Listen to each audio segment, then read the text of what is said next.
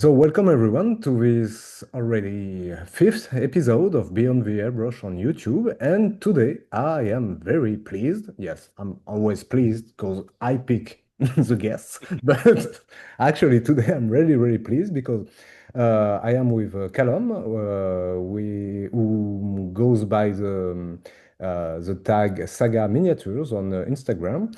And Callum is like a really talented hobbyist, obviously, but also fan of the white scars, which is not rare but not a common thing. And so I'm really glad, and we are going to have a chat about how Callum deal with his hobby and what he thinks about like the new edition of the Horus Heresy that is coming up shortly. So then, how are you, Callum? Yeah, very, very glad to be here. Thank you very much, Jay. Yeah, not too bad. Hmm, great. So Callum is from England. So I'm sorry, I'm always confused about the flag of England. Do I need to put the English flag or the Great Britain flag? Yeah, I'm sorry. No, the Union Jack does just fine. Yeah, Yeah, I no went. one's that fussed about the St. George's one. Yeah, all right. So your hobby is mostly about the Horus Heresy. Yeah, I will have to update that picture of the starter Yes, yeah, soon Starbucks. enough. Yeah, Soon enough. And so you can find all his hobby stuff, well, most of his hobby stuff on Instagram at Saga Miniatures. And on the side of the screen, you have like the last six. Yes, those are yeah, the will be. last Yeah, posts. Yeah. So you can see that the man does a bit of like bust painting on the side too. Some award winning. So yeah, I mean that's pretty cool too. And mostly white scars, which are also very, very cool. So I will advise everyone if you are not already following Callum on Instagram, like just give him a follow and just like his stuff because it's very cool and I guess you quite like you love to share also on Insta about the hobby you how yeah. you So very open to share. So I get tons of messages around how to paint white, especially that's the most common one. But more than happy to share. I've got no Patreon, I've got no YouTube, I've yeah. got no desire to monetize the hobby. The fact that you can actually inspire someone else, I think, is one of the nicest things. It's one of the most rewarding parts of the hobby. So yeah, Mm. if anyone has any questions, I'm always open to answer them. Yeah, that's Aside from rules questions, because I usually get them wrong. okay. Good to know. um, so maybe just like to give a bit of context about your background as a hobbyist. The decade you were born? Yeah, so born in 1990, so right at the start of the 90s. Hmm. Uh, yeah, and then into the hobby wise. So I got into the hobby probably around about 9 or 10 years old, and that was all in Old World. So that was Hmm. just there was a local Warhammer shop and went in, and I remember I had an Empire army, and I've always been a huge fan of that Warhammer fantasy art aesthetic. And there will be more Old World, I think, coming to me profile soon. Yeah. And then took like a big break. I think sort of you end up discovering going out drinking and girls when you hit about 14, 15, Yeah. and then took quite a big hiatus. And then I got back into the hobby really around 20 months ago. Mm. So quite late. So I'd painted on and off. I'd painted like odd little busts and stuff like that, but never any of the game side. And then about 20 months ago, I saw the Age of Darkness box. It was about a year after, and I think I'd seen a tabletop tactics video on it, Yeah.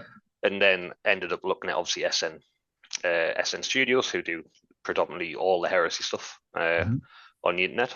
Well, on YouTube at least anyway. Started watching some battle reports and thought that was quite cool. I'd always liked the lore of Warhammer, but just never had the time to paint. And then from there, I bought the Age of Darkness box, and I thought, oh, I'll apply for SN No Retreat. So I Mhm. think I applied in the May, got accepted somehow. I painted a couple of test models of Blood Angels. Yeah. Went to so my first ever gaming event was actually it was SN No Retreat, which is a strange one because there's not many events in the world that hit that bar. And then I've been lucky enough to go another couple of times, and I'll be there next year as well. Mm-hmm. Yeah, we'll talk about a bit later about the events you attended in Yeah. 2.0 and also your own events. And just we before we go forward with the questions, I just have a personal question because you always take your mini pictures like right on the hobby desk, right? Yeah. Yeah. How do you manage to take so sharp pictures of your miniatures on your hobby desk? Because actually, when I try to do so, yeah, my pics are all potato pics. So do you have a So specific trick? if I'm honest, I really struggle. So the only thing I do is hobby lamp in front of the miniature, so the light shining towards it. Mhm. And then I've got a Google Pixel, and it just got like an auto exposure, and I just take a photo, and then that is pretty much it. I did get so weirdly, I went to a Horus Hammer event Mhm. because I know obviously Meta's miniatures, and he was like, "Oh, you should take some proper photos." So he managed to convince us, and I say convince us, it was about a 30-second conversation Mhm. to buy an actual DSLR camera and like a full light box. Mhm. I think I spent about £500 on this camera and light box, Okay. and I tried to use it once, and it was that complex. It's sat in the cupboard ever since. I've not took a single photo. There's not a Mhm. single photo on my Instagram that I've took on that camera. I don't even Yeah. know where it is. So yeah, I think just there's a couple of guides online. I think there's a good one on Massive Voodoo, Roman Laplace, Okay. his website, which for anyone looking to take photos, that's probably where I got my inspiration from. Mhm. Right.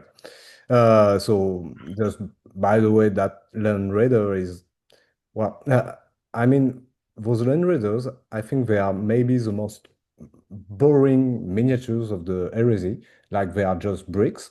But when you paint those like that good, they are really interesting miniatures. Like they feel you can feel it. It's very bulky, very tanky, but also very you can feel the speed also. Like well, yeah, we are talking about. I think it's quite an iconic miniature for Warhammer, all the way back to like that second edition Land Raider. Uh, I've always had a soft spot for them. They're weird. Their looks, the Proteus especially has like a really strange proportion with. Mhm. Shouldn't be big enough to fit like six Terminators in there. Mhm. Uh, but I Yeah. always like tanks.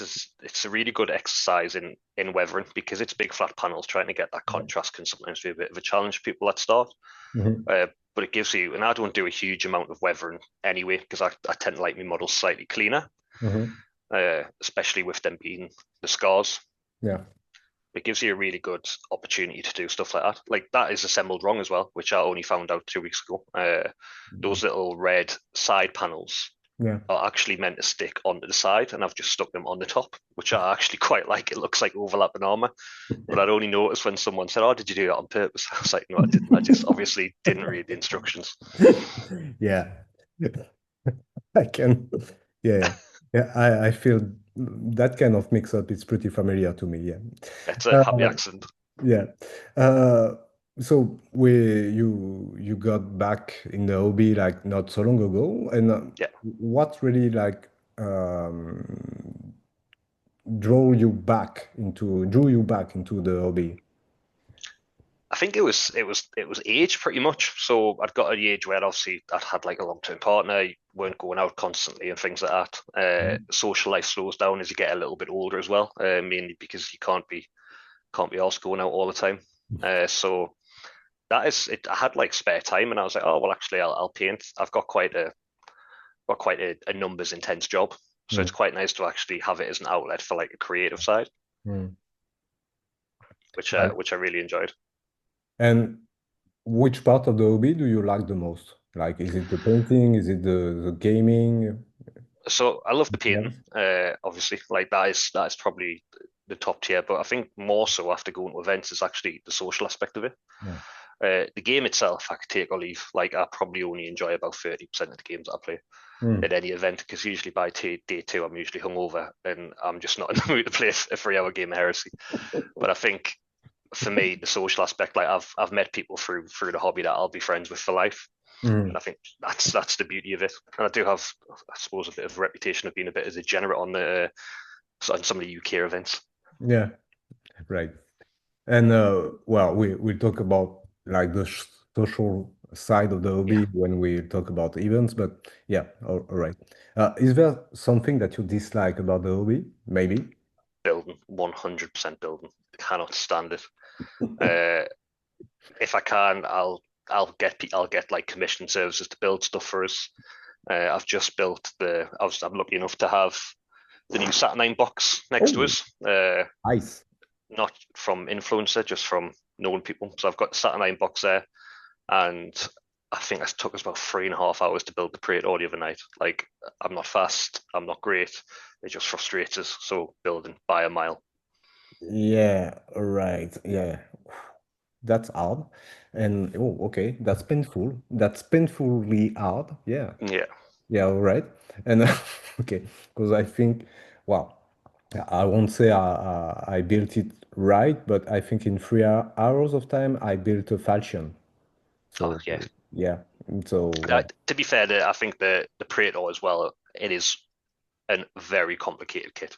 yeah, I maybe. think it's the system. It's the sort of system that GW's moving towards, where we've got more and more intricate kits. I know we've discussed before the mech, and I've got the mech starter box here, and then I heard all the rumors about building it, and it's just sat on the shelf because I was like, I'm not even only wanted some Phalanx, and I was like, I'm not even going to struggle with it. Yeah, actually, I think I built three Talax, and I spent almost more time like searching under my hobby desk for the small tiny parts that I dropped than actually I, building the minis. Yeah. It's a back. Yeah, Yeah. it's an absolute nightmare. Yeah. It's There's Uh, nothing worse than getting a kit and being really like you get that inspiration to paint it of what it'll look like painted, and then having to go through the full ordeal before you even get any paint onto it of building it. Yeah. And when you just like finish building it, you're like lacking a bit of motivation to paint it. Like actually, that may happen. Do you have a favorite legend, faction, or like I Sort of mean, yeah, the favourite's always been Scars, and I right? think that is down to obviously the sort of the Because Asian sort of influence as well as I'm a huge fan of history, so the Mongolian influence, that sort of nomad steppe people on bikes, just really appeals to us. yeah. There's quite a few factions that I like lore wise, but absolutely the White Scars have always been number one. And the reason I didn't paint them first and I went for the Sallies and the Blood Angels because I was never confident enough to paint that amount of white Mm, in a convincing manner. And I'd put it off for years, otherwise it would have been the first Legion I'd started. mm. Yeah, it's a bit odd because I mean a lot of people like really love the white scars, but very few people like really commit to paint them just because of the white. Just Yeah, a bit like the world eaters, but for world eaters, like if you are not a great painter, you can just like spill blood everywhere, and yeah, that's okay. But for the white scar, like their main aesthetic, and it's more like immaculate white, and yeah, yeah. I think even lore wise, I think the Scars books in the Horus Heresy are some of the best books. So where Mm, they do appear towards the end, so Scars by Chris Wright is a real standout, as mm, well as Warhawk and Saturnine, which features the Khan quite heavily. I mm. think they're really, really good books because I've got some opinions on some of the Black Library books because there's some horrid ones in there actually. Yeah. Yeah, the Mm, quality definitely does vary. yeah.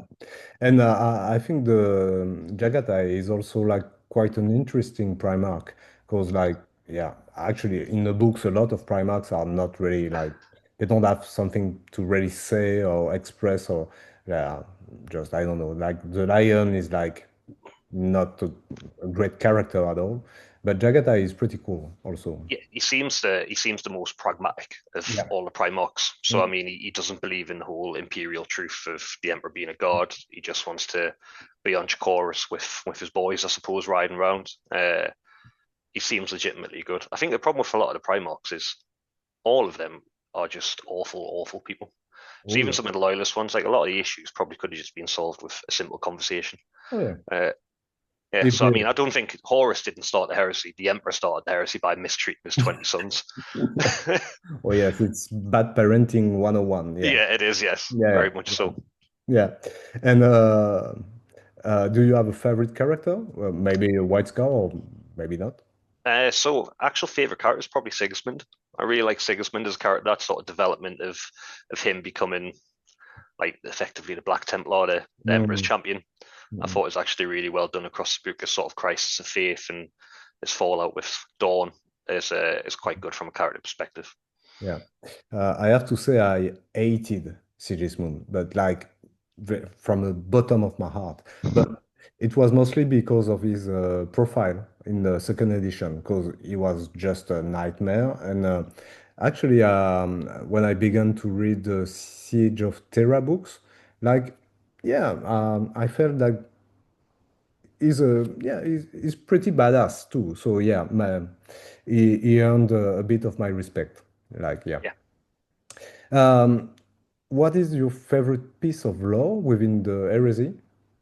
Uh, I think I would so the favorite moment from the book, the moment that sticks with me, is probably the duel between Fulgrim and Dawn on the walls of Saturnine. Mm-mm. Uh, I think the whole Sigismund going to kill him and getting beaten easily by uh, by Fulgrim and then Dawn stepping in for his pseudo son. I thought Mhm. is quite a cool moment actually. And it Yeah. shows Dawn to be actually fairly a capable fighter, which a lot of people just think he's building walls where I think he showed the other side of it. Yeah. Right. And so because you said that you started with Blood Angels, Yeah. I know you did also some Salamanders back, yeah, a while back, and then White Scars, like quite a lot of White Scars. But so that's three different armies, three different legions. Do you have like a particular process when you begin to work on a new legion? Well, do you have something like, I don't know, mental iterations, like, yeah, maybe this one, or So I think it all comes from theme. So I'm quite big into probably a thematic army. So the Blood Angels, everything had jump packs, everything was deep striking. Mm, The Salamanders, I think, which ironically for third edition are extremely good.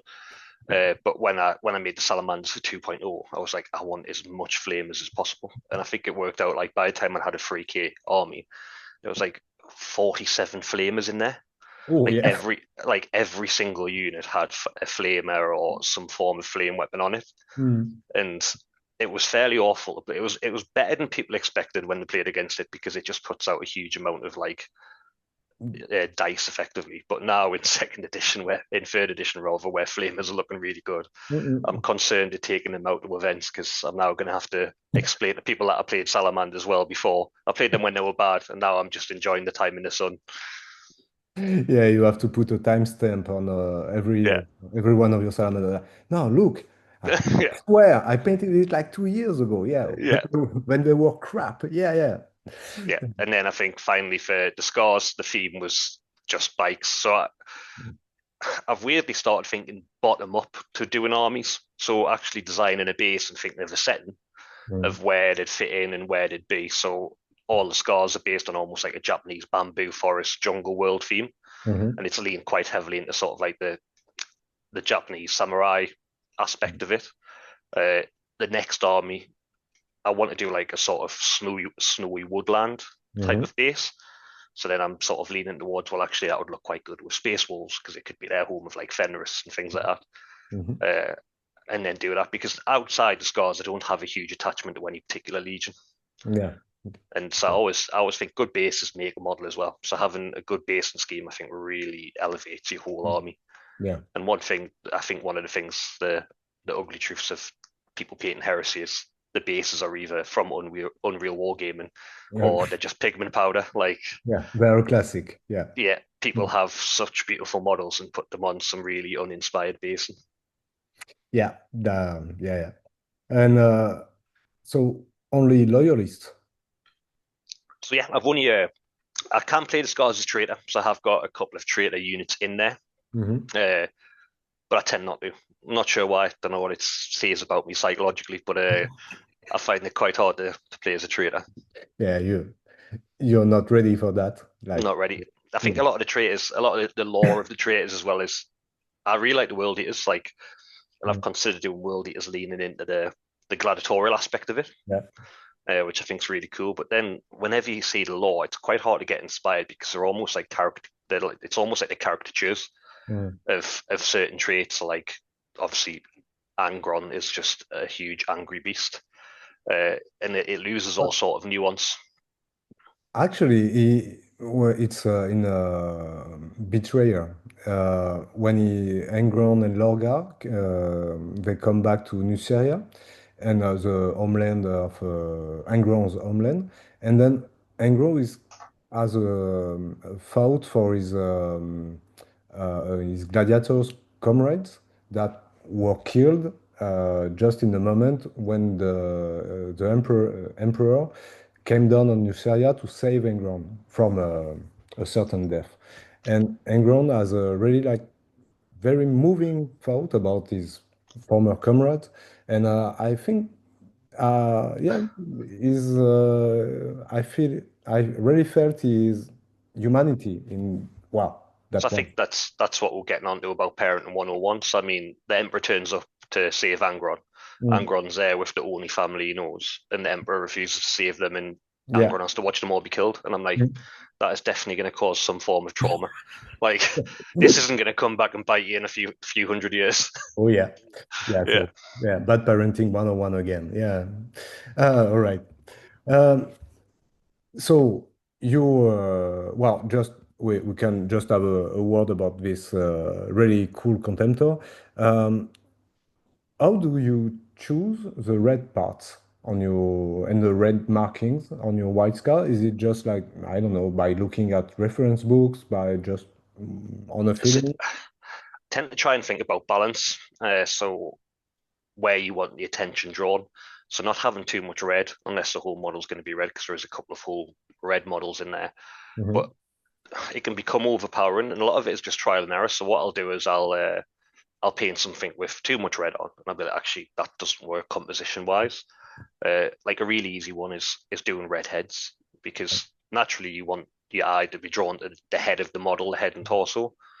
Whereas this one works all right. Well, I think it works at least because you've got the gold in the center, you've got the bronze on one arm and the red, and then the white. So it almost acts as almost.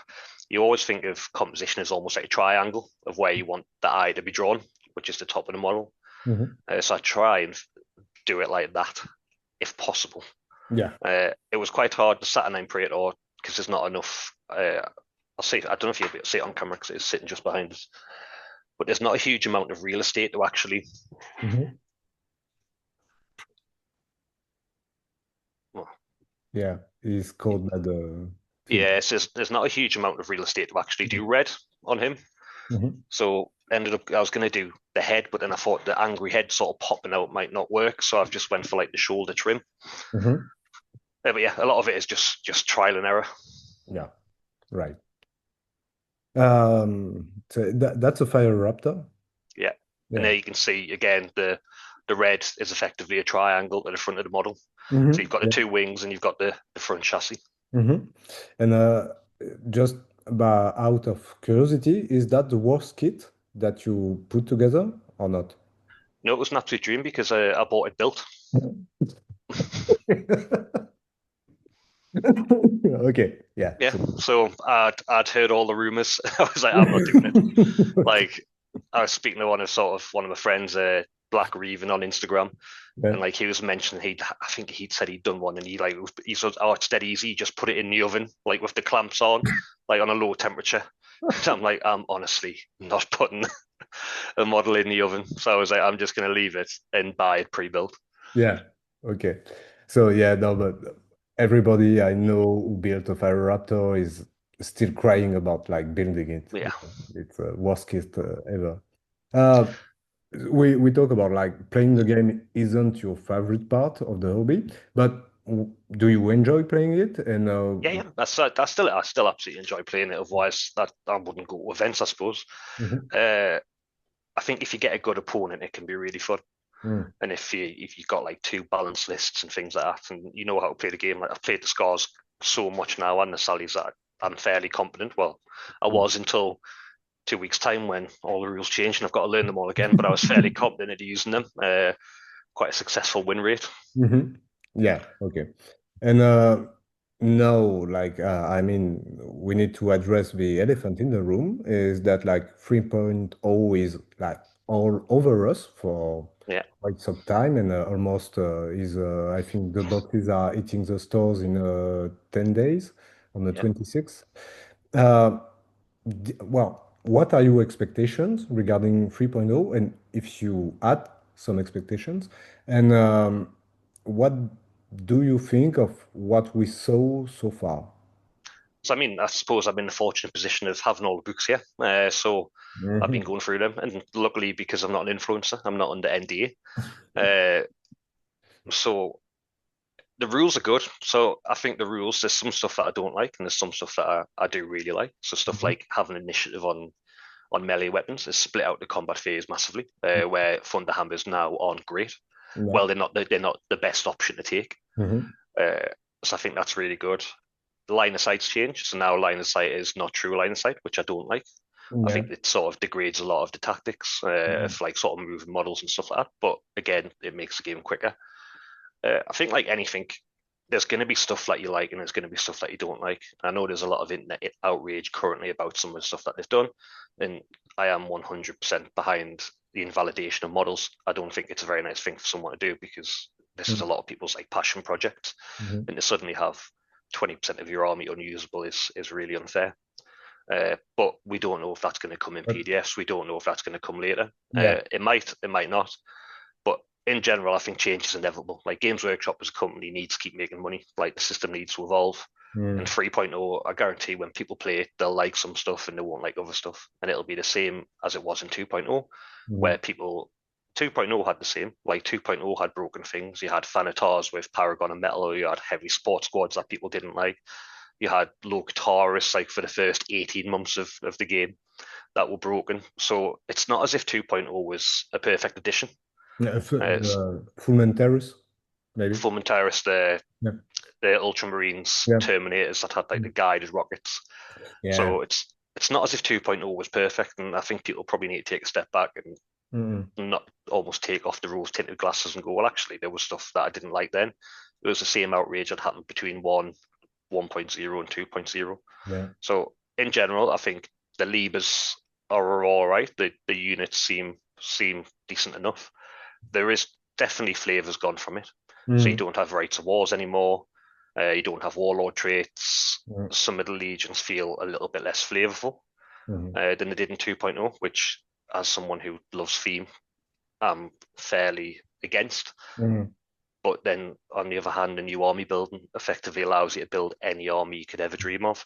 So the Mhm. theme's still there. If you like, I'll still be running that predominantly bike army anyway. I mean, I Mhm. can still do that. I don't have to take a right of war, and it actually makes the army more flexible because I can take stuff that I couldn't take in 2.0 running Dragorian Brotherhood.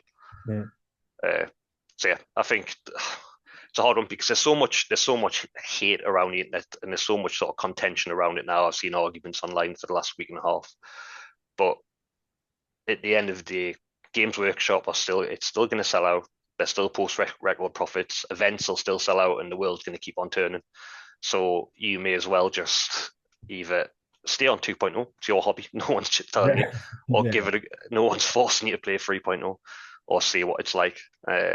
Because guaranteed another 3 years, we will get 4.0 as well. Yeah, that's the major point is that like we know, well, actually, even if I did a big break hiatus, but I discovered Games Workshop games in the late 80s. Since maybe Warhammer 40K, the second edition, and then um, after in the 21st century, uh, we can see that what they are not a charity. Like, let's be clear about that. Yeah, And they are making money. It seems like it's a lot of money, but they're putting content out. They're making Yeah, yeah. games and they're And, making rules and they're producing models, which are very cool. I mean, and yeah, I think games they've always been really open as well. Games Workshop have always said we're a miniature company first, a games company second, yeah. and they make like whichever way you cut it, they make the world's best miniatures. There's not a competitor on the market that makes anything that is as cool. No. Uh, but I do think fundamentally the company has changed. I think probably when you got into it in the 80s, and I remember when I was even doing it in the sort of late 90s, it Mm. was very much a company of hobbyists run by hobbyists Yeah. with a real love of it. Like I've still got, I think it's just behind us. I've still got the Empire Old World Annual that I was reading the other day from the year 2000, Mhm. and it was telling you how to make trees out of coffee cups. And I remember when White Dwarf said tutorials of using effectively like Blue Peter tutorials of using scraps to make terrain. Yeah. But it's not that company anymore. It's now a FTSE 100 company, No. and what it's interested in is the P&L sheet and the shareholders. Uh, Yeah. But I mean, what my point was, we know who they are, we know how they operate, so that's not like we can't say it's a surprise, actually. But the thing is, and I totally endorse your point of view, is that the core rules seem very cool, like very, very cool.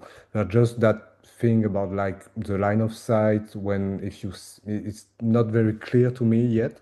If you can see just one model, maybe it seems that you can kill yeah, the so whole you can unit. damage the full unit now. So Yeah, you've but got to be totally hidden. But then terrain's changed as well. So yeah, you oh yeah. designate terrain at the start of the game. So if medium terrain, if you're 3 inches away from the edge of it, you Mm, can't see in or out. So there is yeah. still elements of Mm, potentially being tactical and stuff like using movement reactions to move into cover. So then you can't be charged and you can't be shot yeah. at. But that kind of stuff is not really hard to house rule. I And mean, that's the perfect thing. I mean, mm, if I think if you ask 99% of people, uh, in the course of 2.0, have you ever been to an event that wasn't a Games Workshop throwing a skull so at their venue that mm, hasn't had some form of house rule in place? yeah, Like true. I've never. I mean, I must have done maybe 20 events over the last sort of 20 months, Mm, and I've never been to one that hasn't had some form of house rule.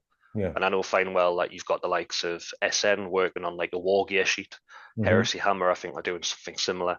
Mm, As an event organizer, we've already spoken to a number of people around things that we could change and trying to have a collated document of if the PDFs don't deliver, mm, well, why don't we have a standardized house rule for exactly. people to fix a lot of the issues? Because I mean, the war gear is an easy fix. The only Yeah. complication will be is you'll have to potentially manually work out your points a little bit, but Mhm. it's not the end of the world. No. Actually, I saw today somebody, I don't know, maybe from the Panoptica, the Wargear additional list is already drafted with the point like you want your Praetor on jet bikes, yeah, you have it. You Yeah, want like an apothecary with a jump pack, you have it. Just like you just take the cost of the equipment. exactly. The cost is all that. The cost's all in the levers, so you Yeah. can see the cost and you go, well, actually, that chaplain is now 20 points more. Yeah, So that's it. Yeah. yeah, I would just advise everyone Mm. to Now just give the it a go, I suppose. yeah. No, I think like and that's well personally my major disappointment is the lack of lore and flavor from some legion, mostly from the legion I play actually, but the specific equipments have disappeared almost. So like when you don't have like when you add in 2.0 like three choices of specific equipment and then you only have one or none, like I mean it's hard to say that they're taking good care of the lore and the background of the heresy in the libers. But well, we'll So see. I think the beauty of fixed loadouts as well, because people are a lot of people are saying, well, I'm going to have to snap a load of things from my models and stuff like that Yeah, and ruin my models. not yet. If Oh if well, we'll see. one, I wouldn't do that yet anyway, because we don't know what's coming and we don't know what's coming with house rules. But also, even if house rules never happened, when something's got one single profile, it doesn't matter what's modeled on it. Mm, So suzerain, for example, now can't take thunderhammers. So if you've got two thunderhammers in a unit of 10 suzerain and the rest have axes, no, no. like your opponent knows that they're only axes. Exactly. So it wouldn't be the end of it. It's pointless destroying your own models over it. So Mm-mm. there is a beauty of modeling it exactly how you like. Like I've got loads of units that have glaives and katanas and stuff like that, and I just run them as whatever it closest resembles currently. And next edition it'll just be a standard power sword or a power lance or whatever it will be called on the rule sheet. Yeah. No, I think we don't have to be like ayatollahs of the WYSIWYG. Like, Yeah. wow, you have to adapt and just. But I actually, it. mean, WYSIWYG's more important when you do have a ton of options. Yeah, So you can actually visually identify what someone's got. So I get WYSIWYG when you can have a mixed unit because it's pointless someone having a chainsaw and go, oh, actually, that's Thunderhammer. Because then when they remove a model, which one did they remove? yeah, sure. But when it's got one profile, it doesn't matter if it's WYSIWYG or not because none of it matters. Yeah, you know what's Yeah, yeah. in the loadout. Yeah, sure. But I, I mean, I can like understand the frustration of one part of the community because honestly, it feels a bit like, like a modern video game when you buy the game, actually you only buy like 50% of the content. And then 1 week after, you have to pay an extra cost just to get a DLC and then have an extra bit of content, etc., etc.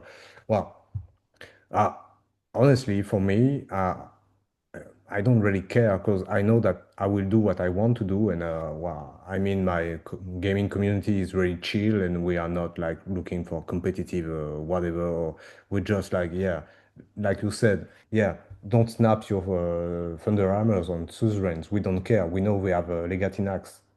It's Yeah. okay. Like, but well, we'll see where that goes.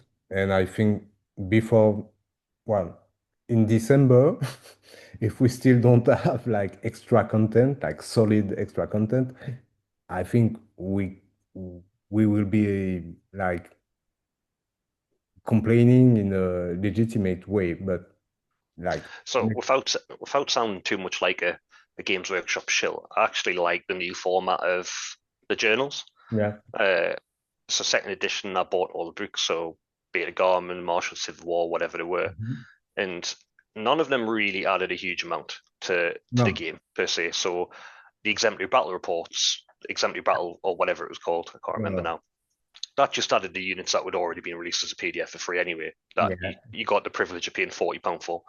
hmm, Uh, but with the journals, the beauty of the journal, and I've got the first one here, and it's quite good. There's like 3 new units, but more importantly, there's actually like new missions, and there's new yeah, sort of mechanics. So there's battlefield assets where you can actually, on a 3,000 point game, you get a set amount of points and you can purchase stuff, and it shows you how to model whatever turrets or objective markers or radio beacons that you'd sort of want to model, which I think is really cool. And I think you've got to remember that this is a starter kit, yeah, so this is a starter set. So if everything that was coming in the next 2 years was all included in a book, it would be fairly unwieldy for new people to get into.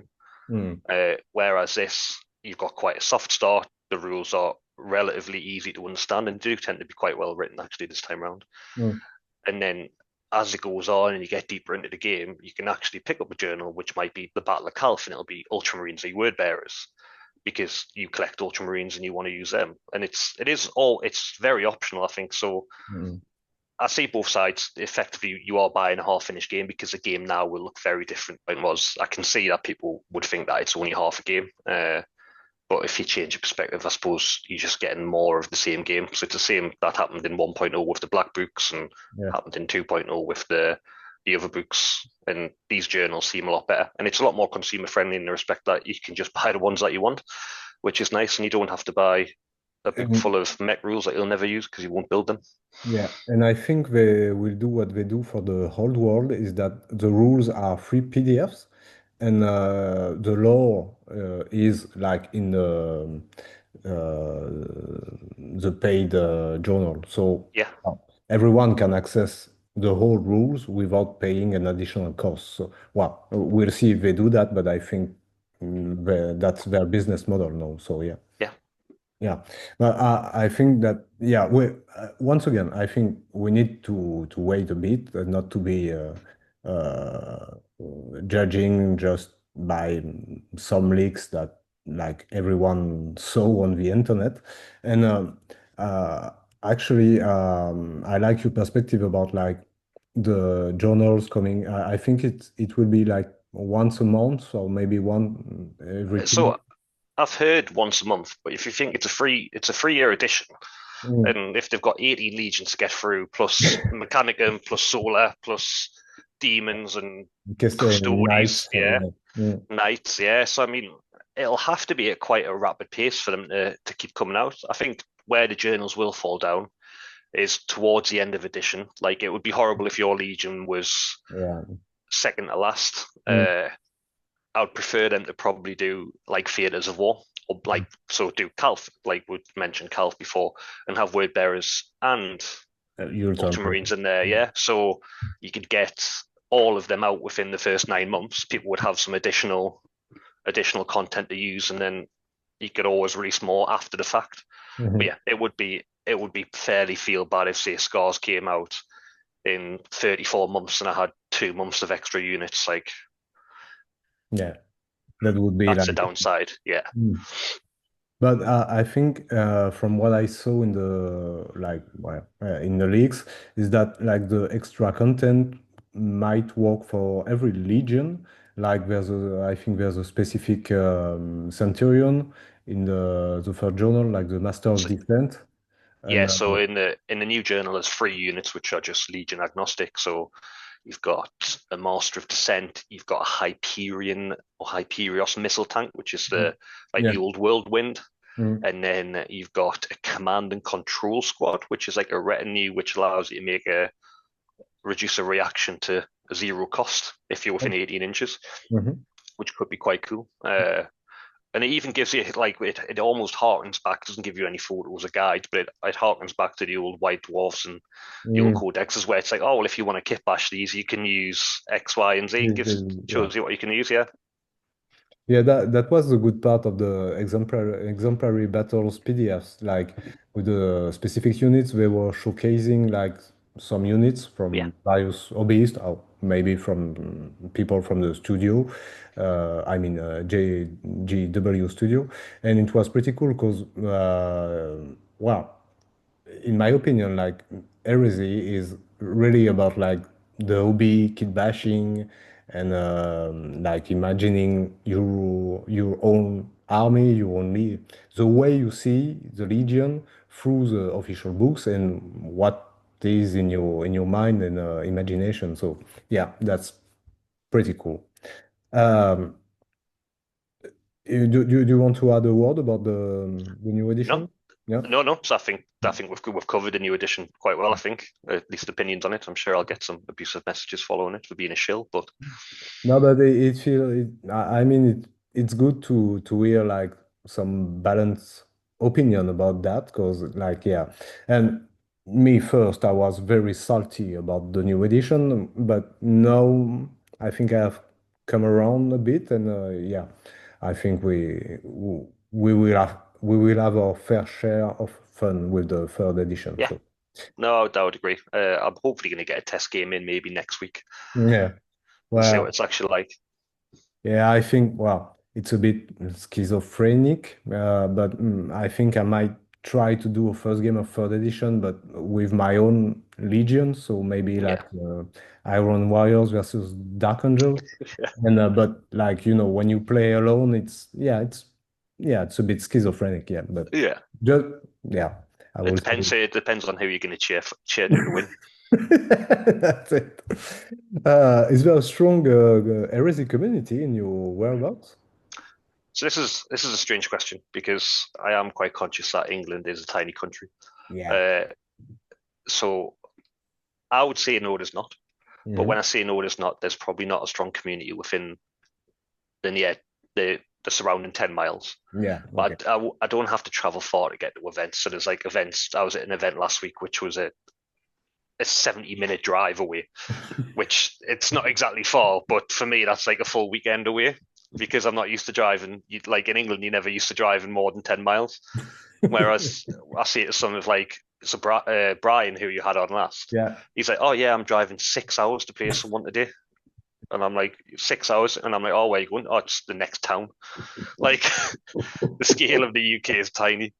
But yeah, so I mean, there is UK wise really strong community for Horus Heresy. So there's some really big events happening every year. So there's the Heresy Weekend that we done this year, which is sort of run by, well, it's EO'd by Greetings from the Warp, Mhm. and and we done all we ran the events, myself and two of my friends, and that was 145 players. Oh So I yeah. think technically it is the biggest Heresy event in the world. Actually, well, I don't know of any event that were bigger. Well, it's we didn't do it this year, but last year we did like well, I wasn't in the I say we, but I'm not in the organization committee. But we had like heresy event in near Paris, and we were 60 players. So yeah. Yeah, which is really big. So I mean, I Oh. believe even because one of the guys is trying to convince us to go across to Nova in Washington, Mm-hmm. uh, and I believe that's only about 40, 50 players. Oh yeah. Okay. Yeah, yeah. So it's quite big. That was about 140 across singles and doubles. Yeah. No, that's So huge. Yeah. it's about 48 different tables, which was Yeah. quite a large undertaking. And we're doing the same next year, so we should be doing it again in April next year as well. Yeah, in 2026. Oh, 2026, yeah. yeah, all right. And do you accept foreigners, like Yeah. from European countries or that kind of stuff? So strangely, a lot of people travel to actually come to it. So I know last year we had a few people come across from the Netherlands. We had a couple of French guys, and we also had some people from Italy came over. And I Yeah, always think it must be a shock to come across because it is not in a great area of England. It's not like typical yeah. countryside England Touristy or area. London. It Mm. is, yeah, it's fairly rough. And I'm always like, you've came or you've travelled to this. But no, it's fantastic. I always get to support it. I'm glad they enjoyed the weekend. Mm. Yeah, yeah, that's very cool. And I mean, you talked about like the social aspect of the game and etc. And I think that's like a blast to have spent like 1 or 2 full days, like a full weekend with like passionate people, like talking about heresy, talking about rules, talking about law, hobby, etc. Yeah, That's very cool. And then like what I really enjoy with the weekenders events is that you can also spend usually the Saturday evening like having drinks with yeah. the other players, etc. And that's very, very cool. Like great Yeah, memories. Yeah. no, absolutely. I think that's the peak hobby. Mm. Spending time, like obviously beers or not, but just spending time with people who are like-minded and interested in the same things for you is I think one of the pinnacles of the human experience. Mm-mm.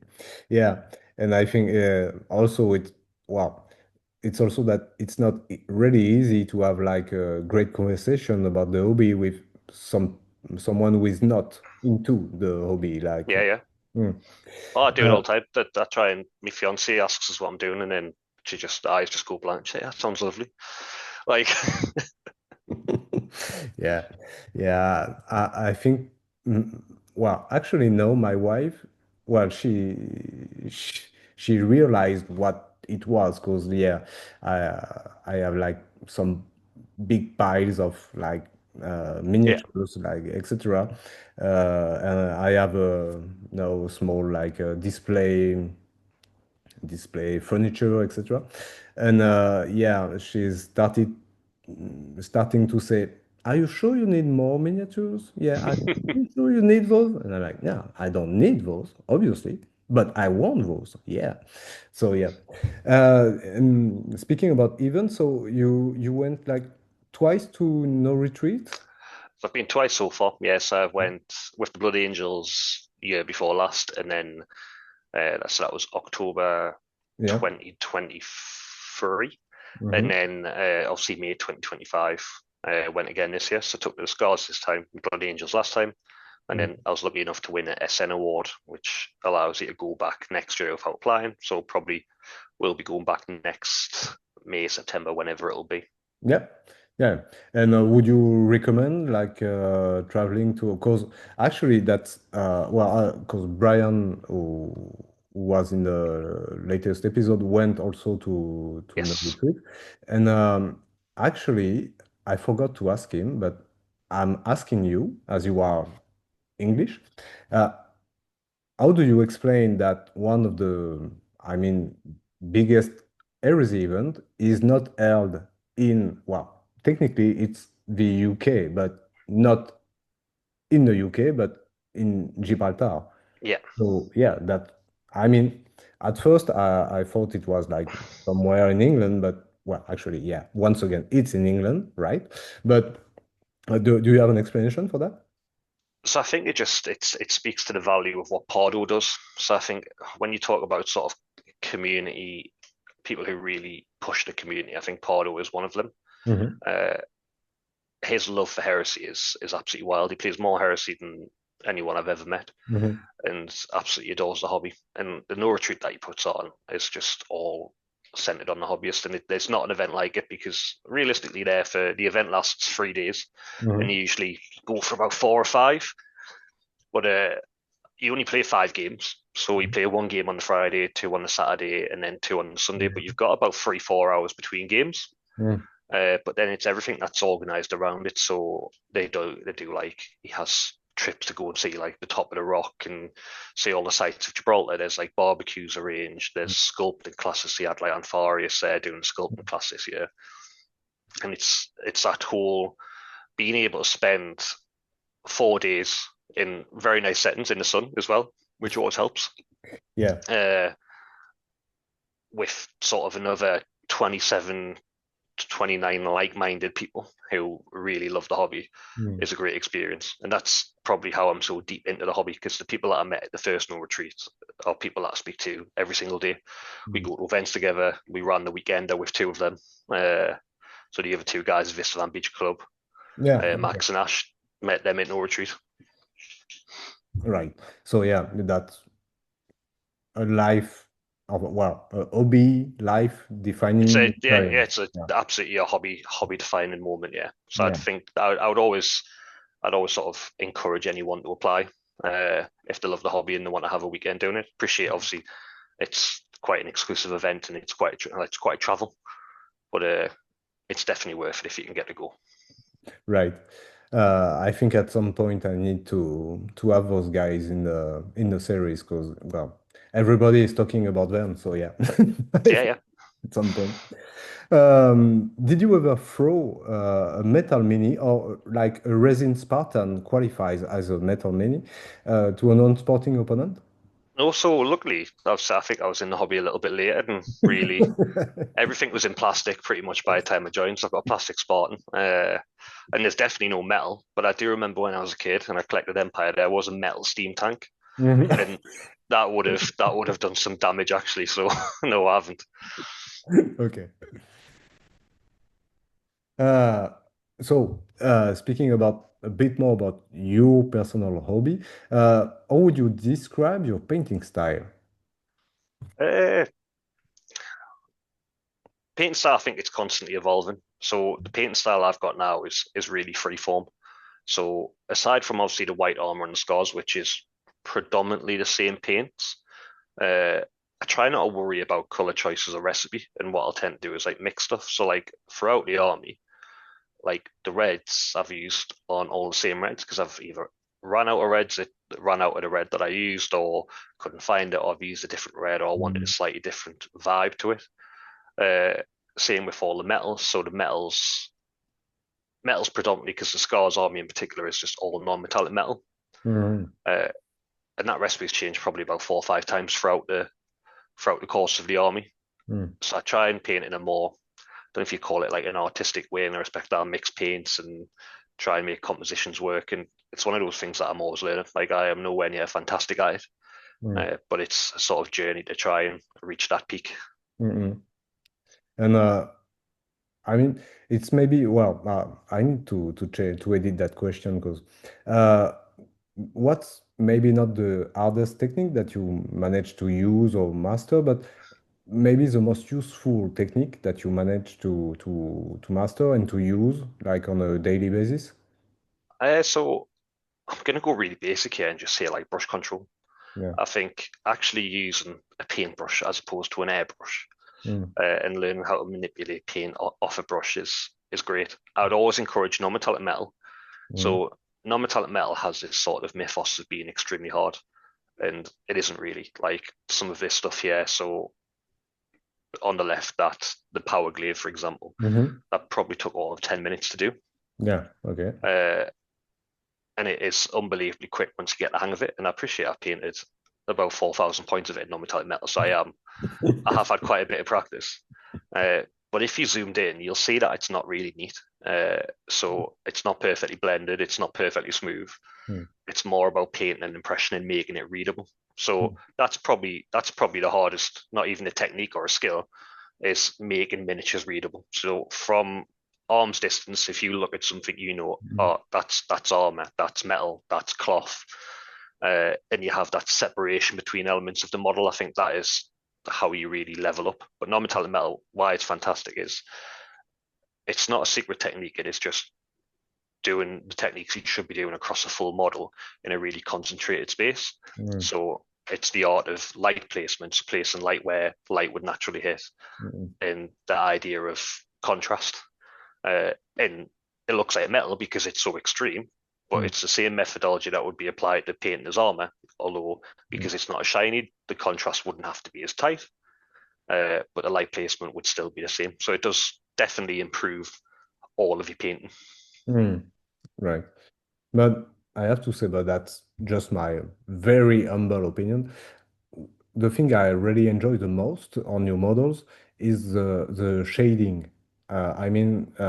Like the blue tones, well, blue-green maybe Yeah. tone on those armor is what really sells the miniatures, in my opinion.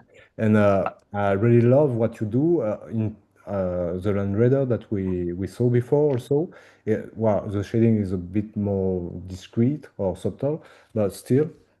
I really So like what you the do sh- the with. shading's almost meant to be like the reflection of the ground. So if you notice, the shading it Mm, doesn't appear on the likes of like the shoulder pads. It doesn't yeah, appear on the heads, mm, uh, because it wouldn't reflect the color of the ground.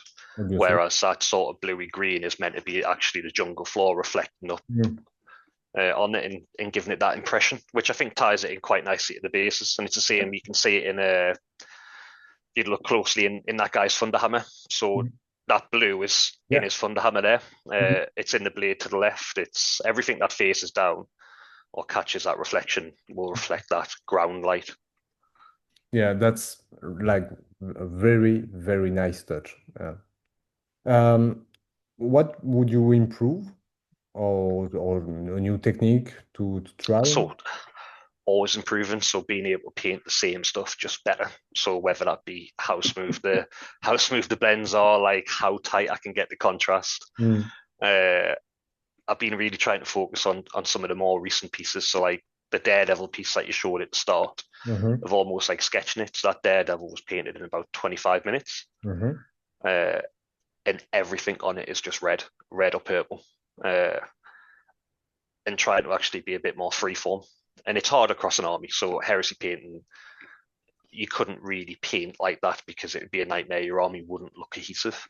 mm-hmm, Uh, but taking some of that freeform aspect and being able to like do it as a freehand or do something else mm. is where I want to get to. Right.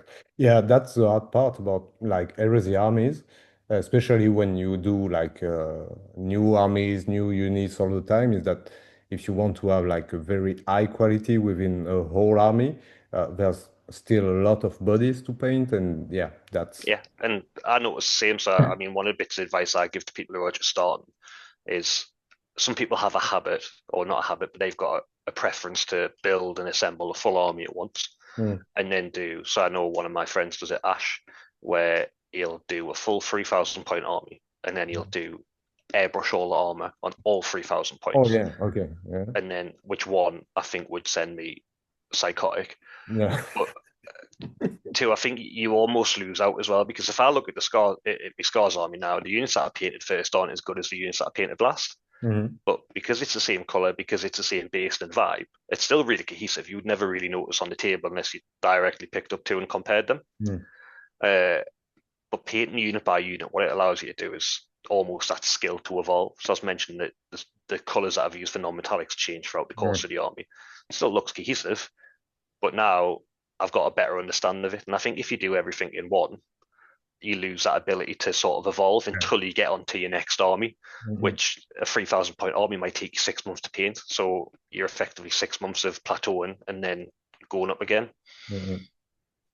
Yeah, I think that's a good advice because, well, that's my personal experience, and I'm nowhere near your, I mean, level of painting or anything. But I think I started painting word bearers like 2 years ago. Yeah, in July 2023, I think. And uh, I changed the red I use like 6 times. I changed the just the painting methods I use like maybe 4 times, etc., etc. And the good thing is that, well, they are when they are all in the on the tabletop, you can't really tell the difference between all the models. But when I see all of them, I can see that, well, that's my perspective, but improvement Yeah, along the process. And which that's very cool. yeah, I think it's really encouraging as well for the Mm, hobby, for mm, your own personal hobby, seeing that sort of exactly. gradual improvement and seeing your models get better and better. Exactly. Uh, the Mm. last model you should paint it should always probably be the best model that you've painted. That's Technically, I mean, it doesn't work like that because I've definitely painted some stuff and I've just spat me dummy out and I've mm. done it atrociously compared to some of the other stuff. Whether it be in a rush to get a unit done for an event or whether it just be something that I didn't particularly enjoy painting, like Fire Raptor, for example. Mhm. I have a real issue painting big models. I don't enjoy painting big vehicle models Mhm. because I keep everything so clean. Like I don't like to weather it too much, which I think when you've got huge, flat, expansive panels, Mhm. unless you can do wonderful freehand, which I absolutely cannot do, it's quite hard to fill in that space. Mm. Yeah. Do you have a favorite color to paint? Uh, I really like green, Okay. weirdly. Hmm. So not white like you'd expect, but I really enjoy painting the color green. I think green's such a great color in the respect of the spectrum that it can cross. So you can have some really dark saturated greens. You can have like olive greens. There's quite a lot of variety in that color, and it is nice. It's a nice, easy color to paint as well, actually. Unlike some of the hellish colors. So I mean, the scars, for example, are all white and red, which arguably is two of the worst colors to actually paint. White, red, and black, actually. So yeah, Okay. So you're going to paint a lot of new salamanders. I'll definitely be adding the salamanders thing. So I've been considering it over the past sort of week after the new edition. Mm. I'd like to add to them, but then again, because I've painted all the scars in between, I paint a lot, but I probably skill levels a little bit higher now. Mhm. And I'm like, well, actually, would I want to restart them and do them to a higher Oh, standard? oh, yeah. Uh, but then I don't know if I've got another 3K army in us just yet. So after the retreat, I've been taking a break on Heresy in the main. Mm. So although I've painted that salamander, the white scar there, I've been painting stuff like the Daredevil bust, Infinity. I've got a big Age of Sigmar dragon here that I'm doing for a commission for a friend. Uh, so I've been actually flitting around. I haven't painted much recently because it's been about 30 degrees in the UK, 33 degrees, Oh, and yeah. it is Okay. and it is effectively we're not built for it across here. We've got no aircon, Yeah. so Yeah, I it's think fairly hard. yeah, you're not ready for that. No, we're not ready. You just can't paint it. I'm barely functioning it. Never mind sit down and paint it in my office. Yeah. And so green is like your favorite color, maybe, but is there a color that you really don't enjoy to paint at all? Uh, Orange. I find orange a nightmare, so I don't paint much of it. But obviously, when I've done stuff like bronze on the non-metallic metal, Mhm. and it's not necessarily because of the color; it's because of the paint. So Oh. the yellow is probably the same, but like orange and yellow have like really poor coverage. Mhm. Uh, so you end up having to put like a ton of layers on to get like a really nice saturation, unless you paint over white. Mhm. Uh, and I just don't find them particularly nice paints to paint with. So yeah, I would definitely say orange. Yellow, I've not. I did paint some Imperial Fists when I first started, but it was literally just a phone it in airbrush job with a pre-highlight and some contrast paint, Mhm. which didn't look too bad.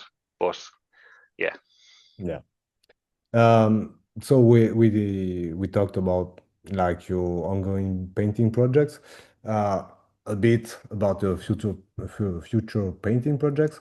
Uh, is there like a painting project that I mean outside of the Heresy range that you have in mind that might come alive at some point? So yeah, there's quite a few. So I've got a number of busts here. I've got this will be next on the line, but I don't know if you'll be able to see that.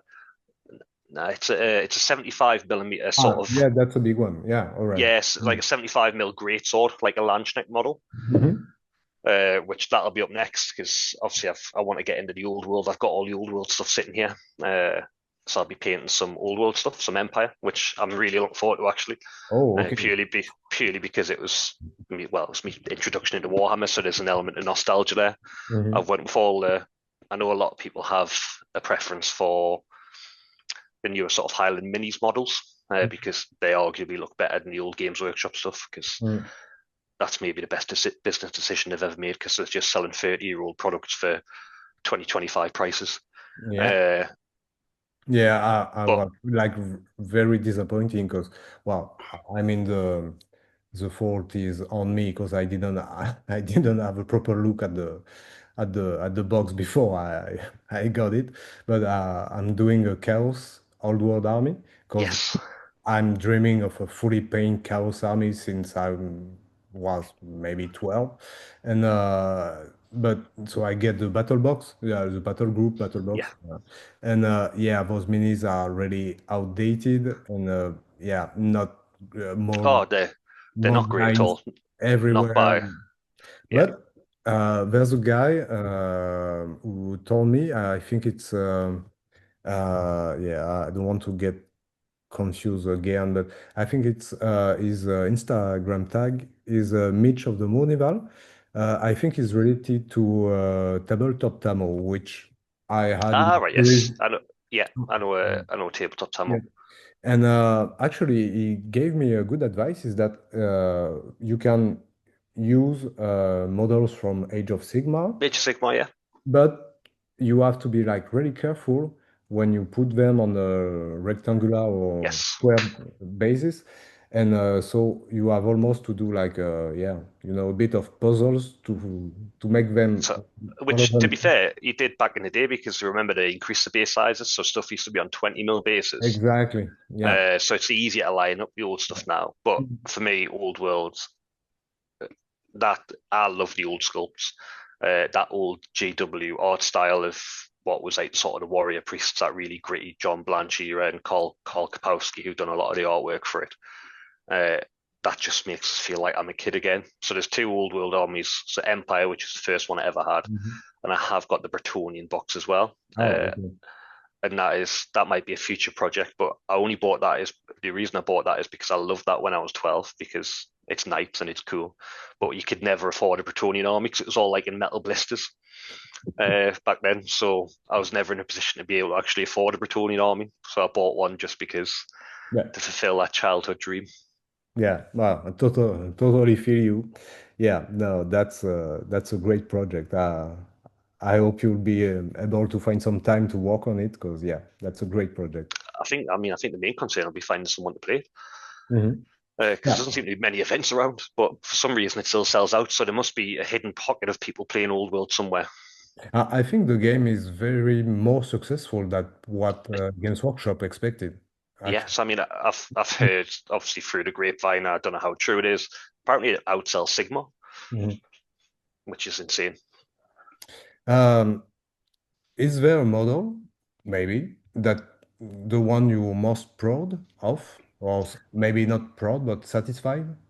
Uh, Probably my original Praetor because that was one that was designed. So I'd sort of designed it and got uh, Damza to create it for me. Hmm. Who was a 3D sculptor. So that was like a specific design just for me of an image that I had in my mind. And I think it's a little bit special. I enjoy painting it, but it's a little bit special because we had to take a named Primarch to No Retreat, and not only Hmm. name him, we had to create like background and lore for him. Yeah. So out of all the models I've painted, that's the one I think I'm most attached to because it's almost like I've wrote a full backstory from him in my head. He's effectively like a Dungeons and Dragons character that I've got a little model for. So yeah, that one. Yeah, yeah. Just like a little, yeah.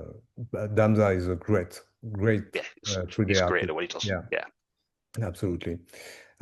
Is there a model that you won't ever paint again? Fire Raptor, 100%. Just wouldn't do another big flyer. Right.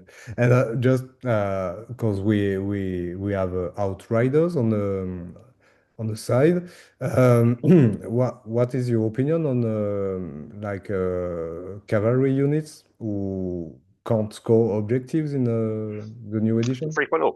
Yeah. So Outriders are actually all right because they get Vanguard, so they can actually score on objectives Oh, by taking stuff off of objectives. So they can't score by holding objectives, but by actually wiping a unit off it, they do get okay. points.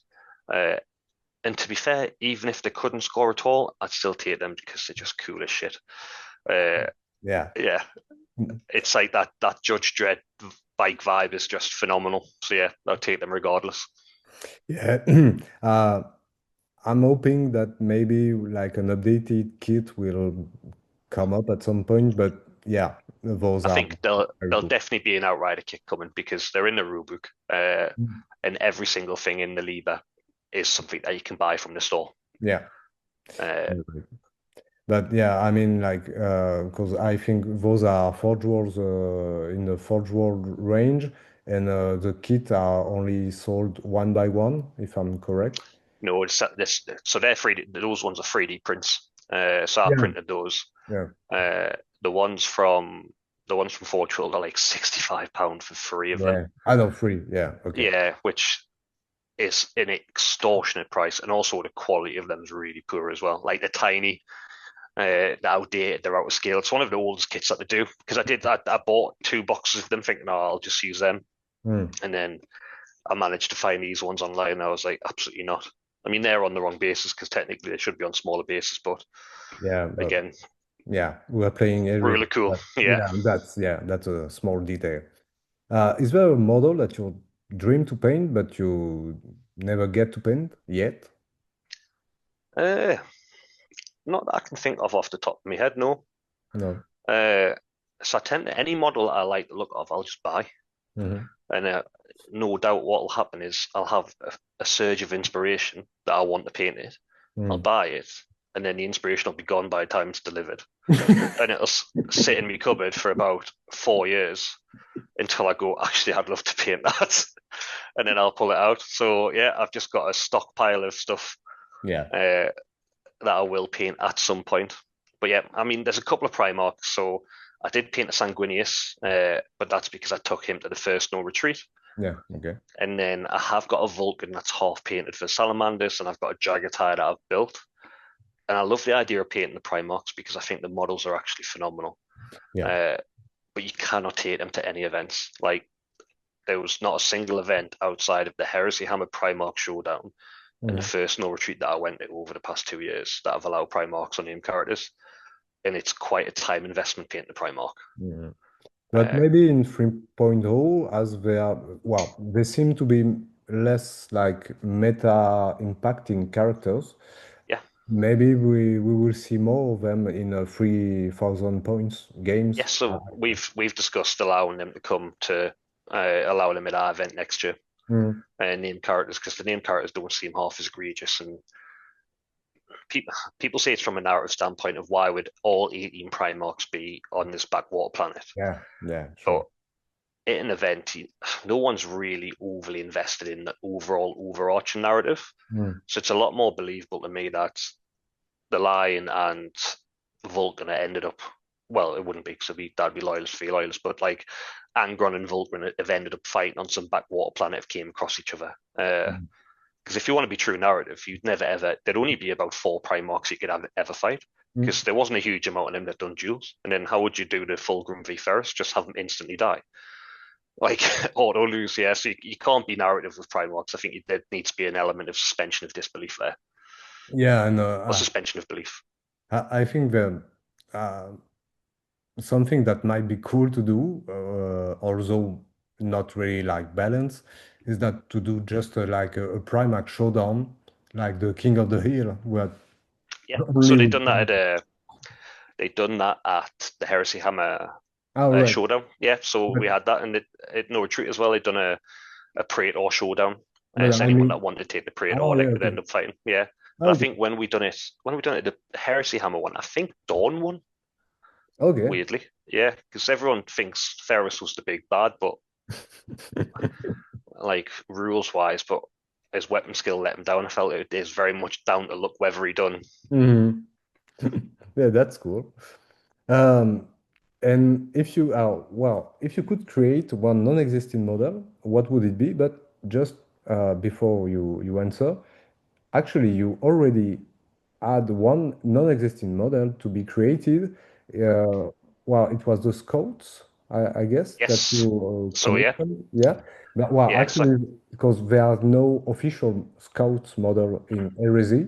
Well, actually, there are no scouts in Heresy in 3.0, but for now. for So now, yeah. and so those scouts, you commission. Well, was it Danza too? No, maybe. Because Damsey, yeah. So that Oh, would be yeah. that would honestly probably be it. The only other model I could think of that I'd potentially like. Hmm. Uh, I'd like to see a modern reimagining of the attack bikes. Mm. So you know the ones with the little sidecar on. Oh yeah. Uh, Yeah, yeah. yeah, I'd like to see a modern reimagining of them to see if they could make it work somehow, Hmm. and for it not to look quite strange. But no, the scouts, that was a real passion project because I wasn't that fussed on the scouts.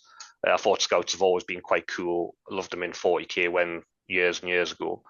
But obviously the White Scars had the unique ones, the Falcon's claws with the lightning claws, and I wanted those. And then I reached out to Damsel and I asked him if he'd do them, and he obviously agreed. And then I thought, well, I may as well expand it out to the full set. So there is a set now in the wild through it's. I sold a license to Wendigo Forge. Hmm. Uh, so if people want them, they can get them from there, which you can have everything bolters, snipers, and hopefully when the PDF drops on in 10 days, touch wood, they might be there. I mean, I certainly hope the Falcon's claws are there because they weren't very good in 2.0, but I loved using them. Yeah, right. So we're done with the hobby questions. Now we'll see what kind of really hobbyist you are with some tricky questions.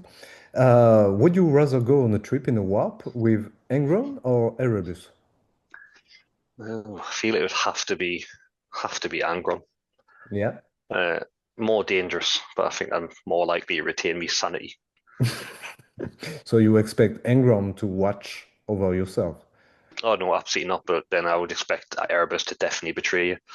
So Yeah. So yeah, yeah, at least you'd see Angron coming. right.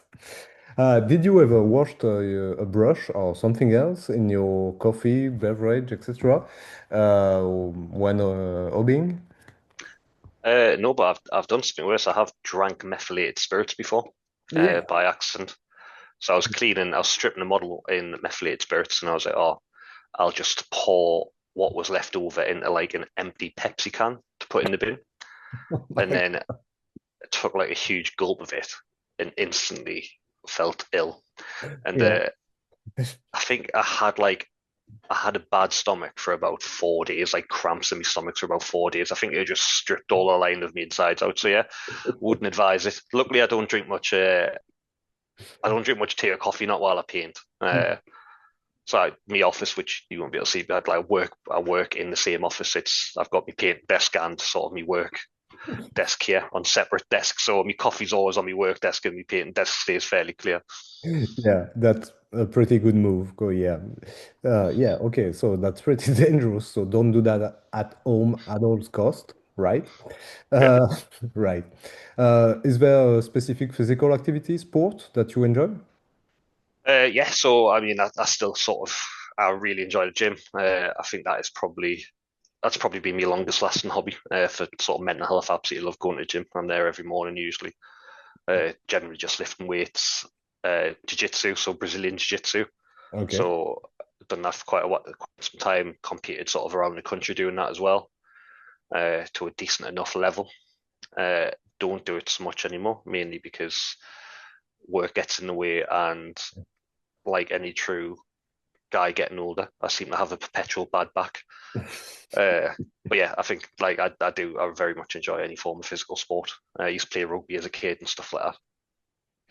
Yeah, it's surprising to myself, but it's maybe surprising I mean for a lot of people, but there are a lot of hobbyists who does like weightlifting and martial arts sports, etc.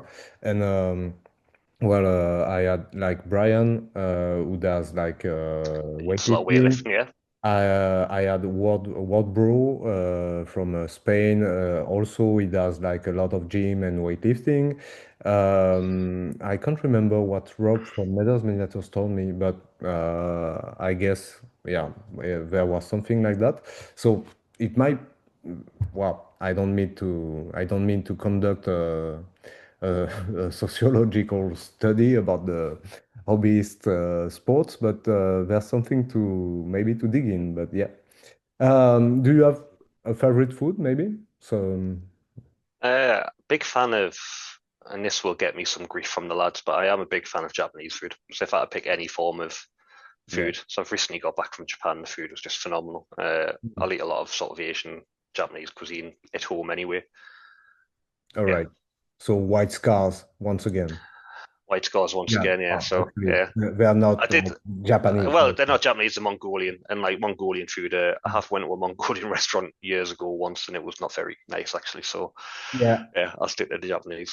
yeah. Actually, I had a very bad experience of Mongolian food too, but Yeah, maybe it's not like representative for real of what is Mongolian food for real. But yeah, the yeah. same. Do you have favorite drink? So I mean, I think anyone that follows on Instagram will probably easily say it's just Guinness because there's constant photos of pints on my Instagram as well. Yeah. So I mean, I drink a lot of like Pepsi, but I'll go for Guinness. I mean, I don't drink as much Guinness as I do soft drinks, otherwise I would have a serious problem. Yeah, good for you. And do you do maybe something else while you're painting at the hobby desk? Wow. So not really. So I tend to listen. Recently, I listen to quite a lot of classical music, Mhm.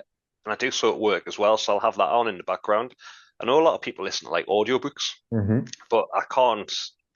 I can't feel. I don't feel like I can give the attention to the audiobook that I can that it deserves when I'm painting. So it'll either be that or like odd history podcasts or like painting podcasts or painting videos just on in the background. But yeah, I tend to just zone out and just paint if I'm honest. Mhm. It's hard to find like the focus to paint and do something else at the same time. Yeah. Yeah, Yeah. definitely. Yeah. So you had a word about that like previously, but I really love the name, the Istvan Beach Club. Yeah, it's like yeah, I love it. So how did you come up with the idea of like putting together on an event? So it was just from talking to the two other guys, Max and Ash, would sort of we'd been to enough events and we were like, actually, we could probably do one. So we thought we'd give it a go, and then we got asked by Greetings to run the weekender, Mhm. and we just said yes, effectively. So quite lucky, right place, right time, Mhm. and And seemed to work out all right. yeah. And did you like I don't know, you faced like some major issues or difficulties in because you said more So than it's 100 people? yeah, so like 140 people across Yeah. singles and doubles. Mhm. Uh, so if I'm honest, we got quite lucky in the respect. So the hardest thing that you've really got to do at that level is you've got to be able to do the parents. Mm. And that's the one thing that when we spoke to previous like event organizers, it'd been a bit of a nightmare. Uh, Obviously, making sure that people have all four games against different opponents Mm. across the different allegiances with singles and doubles. Uh, but because of the work that I do in sort of me professional life, uh, I know a little bit of coding. Mm-hmm. So what I actually did is I coded a program to match everything. So we'd done it ahead of time. So all we needed was the names of the teams and whether they were singles or doubles. And then we pressed run and it generated all 4 games across the weekend on different randomized table numbers with no overlaps, singles, doubles matched together. So what would have probably eaten up a ton of time during the event to make sure everyone was matched up boiled down to a 10-second click of a button, which is fantastic. But I mean, it wasn't without challenges. So like the projector didn't work, couldn't get stuff on the screen. Mm. So yeah, but in general, went for the volume of people went really smoothly. And feedback was great. I mean, it was good enough that we've been asked to go back for a second year in a row, Yeah. which is fairly unusual. So Yeah, that's a good sign that, yeah, it worked pretty well. yeah, Good. Yeah, that's a personal question, but did the traitors won for once? no, I think the loyalists won. Weirdly, I actually played all 4 games as well because I had to step in as a ringer. Mhm. Uh, but I can't remember. No, they didn't. Traitors did win. So I'm trying to think back to the last mission, what mission I played, because it was so one of the complaints that we did get was it was maybe too narrative. Oh, yeah. Uh, so the campaign ran. So I mean, I'll touch on some of these questions here. So the narrative of Scorching of Sol was that the loyalists retreat to the solar system. So after the heresy had kicked off, uh, all the loyalists rushing back to defend Terra. But on the way back, what they were doing was they were setting traps, they were burning like resource depots, they were scorching any planet that was left, so the traitors couldn't utilize it. Mhm. Uh, so we wanted it more of an almost like agnostic. So the traitors weren't exactly traitors, and like the loyalists weren't exactly the good guys either. Yeah. So we wanted that, and it was inspired by almost like a sort of we tried to go for like heavy sort of Vietnam era vibes, and there's some quite different mechanics we've had in.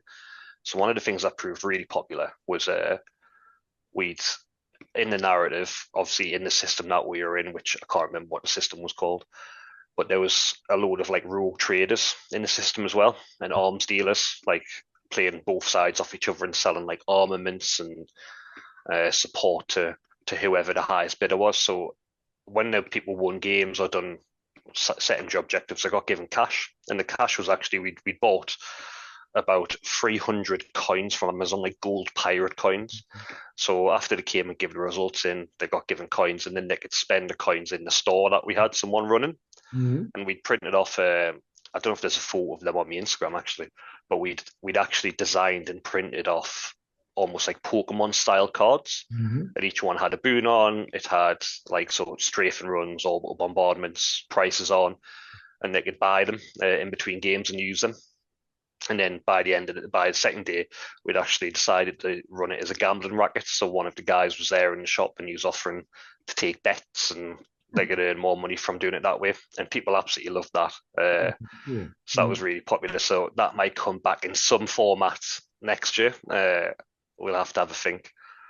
Yeah, So yeah, that's so that was the sort of the vibe was almost inspired by sort of guerrilla warfare, Vietnam era war. Mhm. Yeah, we sorry. Yeah, with some like almost role-playing elements. Yeah, that's very cool. Yeah, yeah. So Mm. like one of the way it worked is the last mission was heavily one-sided. So whoever was in the lead uh, was attacking, and whichever side was losing was defending, and the defender had to set up in the middle, and they got victory points for killing the attacking units, and then the attackers only got victory points for actually being in the center objective. Oh yeah, okay. Mm. But the attackers would also any of their units would come back on the four on the next game on the next turn. Mm. So it was effectively the last mission was just an unending horde, uh, and the loyalists weren't meant to sit in the middle and win. They were definitely all meant to die, but they were meant to extract as high a price as possible. Mm. And there was a number of complaints that they had no chance to win the game. Yeah. So there was a few people were like, it's too unbalanced. And I was like, well, unfortunately, like to be fair, my feedback was fairly blunt. I was like, it's a narrative event. If you want symmetrical gameplay, you can go and play a fucking GT. Mm.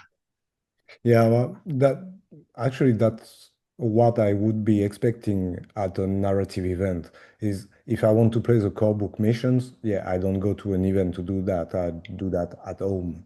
Yeah, Yeah. So yeah, well, but yeah, I'm not surprised about that kind of feedback. But yeah, uh, yeah. I think you're missing the point if you go to a narrative event thinking you're going to play four missions like from the books. Yeah. Yeah, Mm. and we ran it as an event that we would want to play. So these Mm. are missions that we'd want to play. This is what we appreciated in gameplay, and we were just lucky enough that quite a few other people thought the same as well. Mm. So overall response was actually overwhelmingly positive to the weekend, which is fantastic to hear. So you're doing a sequel? Yeah, so we're doing a sequel. Well, we're doing a second event. It'll be Istvann Beach Club. I'm not sure if it's going to be a continuation, but we'll have to start planning that soon actually, because I'd rather get that done ahead of time. Uh, so it isn't so much of a mad rush. Mhm. And if you needed to to convince people to come to the second edition of the not the Scorching of Soul, but your future event, what would you say to sell it? So I mean, I'm lucky enough that we didn't really have to. Like the whole event, 140 tickets sold out in I think it was 8 minutes. So No. we released the pack ahead of time. The reception of the pack was really good, Mhm. and people just absolutely loved it and snapped up the tickets. So yeah, I mean, one thing I would say is it will be more of the same. So if you do want symmetrical missions, Mm. you might be better off at a different event. But I'm sure we'll find a way to sell all the tickets. Yeah, okay. So we might advise people to be on time to Be on the ball to buy, yeah, yeah, definitely if you yeah, want to come. Yeah. yeah, yeah. Yeah, beware of maybe scalpers will go and try to get tickets. I don't know. I don't know if we're quite that big to attract scalpers yet, but yeah. Right. So to conclude this interview, three last questions. Would you pick Jagatai Khan or Genghis Khan? So I would go with technically Chinggis Khan, as it would have been pronounced Yeah, in the time. So Genghis Khan. So I mean, right. as a big lover of Genghis Khan, and I did listen to uh, Dan Collins' huge 9 hour podcast on, I think it was called Lord of the Steppes, on Mhm. that whole era. Genghis Khan had one of the wildest lives of anyone that I've read about historically. From he literally went from rags to riches, and he achieved more than probably anyone else in the world that I could ever think of. So yeah, I'd go with Genghis Khan. Like he is a man that was pretty much acted like a Primarch, Yeah. including massacring loads of civilians as well, which is probably quite Primarch-esque. Yeah, Yes, it is. yeah. Um, would you rather ride on a regular bike, like an outrider, or a scimitar jet bike? Uh, Personally, I'm going to go regular bike, and that's because I can't ride a normal bike as it is. So I feel like a jet bike might be a little bit too much of a dangerous jump. Right. And if you had to choose a gun or grenade, would it be Phosphex or Graviton? Well, you know, we're going 2.0 rules, I we're going 3.0 rules. Because I mean, if it's 2.0 Graviton, because it was unbelievably consistent. I think I'd go Graviton anyway because I feel Phosphex is just like poison gas, isn't it?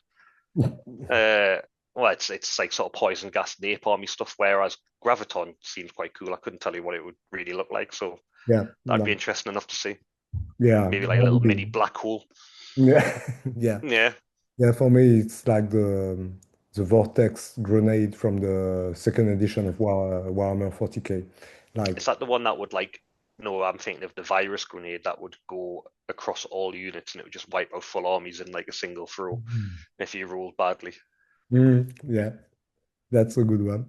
And just so you have proof for everyone that you painted Salvador a while ago. Yeah. So just yeah, I'm sorry.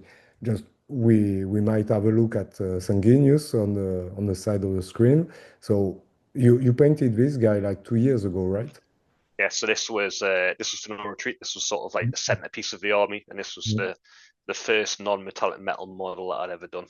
Yeah. So yeah, we can say that back in 2023, you were already quite a painter. And yeah, NNM on Sanguinius Armor is quite a bold move. So yeah, we, we can appreciate that. And just so we have some Dawnbreakers on the left, and I mean there are three apothecaries for salamanders on the right. And um, did you do Crimson Paladins? No, so everything was on jump packs. So it was Dawnbreakers. Yeah, right. I didn't take any Angels Tears, but then Assault Marines. Mm. So yeah, everything was flying, which that's what I wanted. Mhm. Yeah, Dawnbreakers are really cool. Yeah, I love Yeah. that unit. And yeah, so you're if you're going to do more salamanders, so you're planning to make a bit some tweaks on the color scheme or it's all about the techniques. So I still really like the green. Mhm. So the green really pops. I would probably look at neatening up everything else. So like the white there, looking at that's quite flat. The black is fairly poor. Mm. Uh, and just neaten up parts of it and maybe just refine the scheme just a touch further. Maybe push like one extra highlight. Mhm. Metallics, weirdly, I can paint non-metallic metal quite well. Mhm. If you give us a metallic paint, I'm fairly poor at it. Like I cannot paint metallic paints very well. So that's something that I'd probably like to experiment a bit more because I will not be painting another non-metallic metal army. Mhm. Yeah, I think you'd be better off with or without non-metallic, but uh, so there's a Leviathan, yeah, Leviathan yeah. from the salamanders, and I think that's a cyclonic meltalent. Yeah, So no, that it's what? a 3D print of like Yeah, one that looks like a flamer. yeah, no. But it obviously I ran it as a cyclonic melter lance, but it looked more salamander-esque. I felt to have a flamer on there. Mhm. Yeah, no, it's pretty cool. And yeah, on the bottom of the screen, so the red white scars you talked about So they're the earlier. Dark Sons of Death, yeah. Yeah. So hopefully they're good in 3.0 because they were, I think, maybe the worst unit in all of 2.0. Yeah, but they're cool, so that's okay. Exactly. Yeah, I took them to loads of events and they'd done nothing. I took them to the event 2 weeks ago and they didn't kill a single. They got overwatched by TAC Marines to death. Yeah, So okay. That's not nice at all. And then we have the Praetor. That's the one Praetor you were talking about, right? no, so that's Hebrew Khan. So Oh he yeah, was right. yes, so Yeah, with the he helmet. was Yeah. so he was my test model for the scars, weirdly. Because the Mm. model was recent, I loved him, and I was like, I'm going to use him as a test for the scars.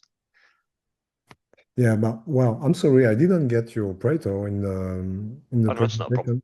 But in any event, if anyone is curious of having a look at this White Scar Praetor, they can have a look on your Insta.